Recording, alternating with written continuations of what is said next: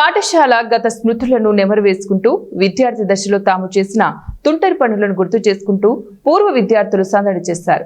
తమకు విద్యా బుద్ధులు నేర్పించిన ఉపాధ్యాయులకు ఘనంగా సన్మానించారు.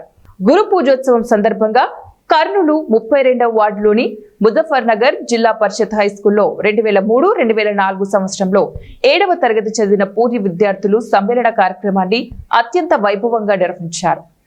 ఈ సందర్భంగా ఆనాడు తమకు విద్యా బుద్ధులు బోధించిన ఉపాధ్యాయులను అత్యంత భక్తి శ్రద్ధలతో సన్మానించారు. ఆనాడు చదివిన తరగతి గదులను కలియ తిరిగారు. తరగతి గదుల్లో తాము చేసిన అల్లరి పనులను గుర్తు చేసుకున్నారు. సమాజ అభివృద్ధికి ఉపయోగపడే విధంగా నడుచుకోవాలని ఆనాటి ఉపాధ్యాయులు మరోసారి ఆ విద్యార్థి బృందానికి సూచించారు.